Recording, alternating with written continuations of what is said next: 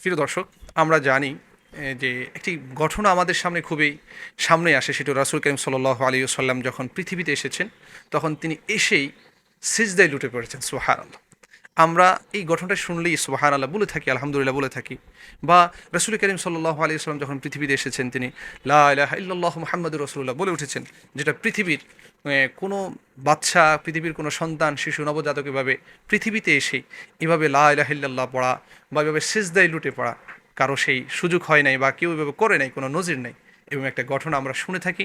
এমন একটি ঘটনা যখন বর্ণনা করা হয় রাসূলের শান মানের জন্য, তখন আমরা শ্রোতাবিন্দু যারা থাকি তারাও দেখা যায় আবেগে আপ্লুত হয়ে যায়, আল্লাহু আকবার, যে তিনি এসেই পৃথিবীতে সর্বপ্রথম সিজদায় লুটে পড়েছেন।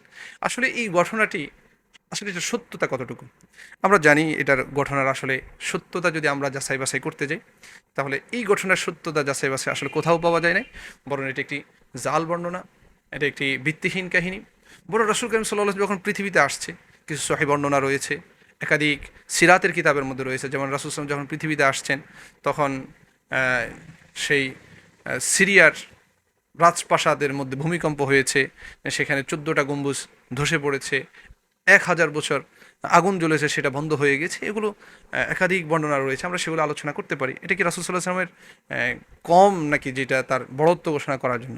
তাহলে আমরা জাল বর্ণনা কেন বর্ণনা করব? এই জন্য রাসূল সাল্লাল্লাহু আলাইহি ওয়াসাল্লাম পৃথিবীতে আসার পরে যে কেউ সিজদায় লুটে পড়েছে বা এই ধরনের, আসলে এটি ভিত্তিহীন একটা অযাচিত ঘটনা।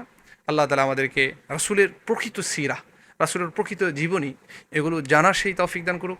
এই মাহে রবিউল আউয়াল মাসে আমরা প্রতি শুক্র এবং বৃহস্পতিবার ইশারের পরে দারস করে থাকি এবং সিরা নিয়ে আমাদের যুবক ভাইদের সাথে আলোচনা করে থাকি। আপনারা যে যেখান থেকে আছেন আমাদের সাথে যুক্ত হতে পারেন আমাদের কর্মলা বাজার কেন্দ্রীয় মসজিদে। আমরা ইনশাআল্লাহ সেটা অনলাইনও করব। আল্লাহ তাআলা আমাদেরকে রাসূলের জীবনী সম্পর্কে সঠিক ঘটনাগুলো জানার এবং বোঝার সেই তৌফিক দান করুক।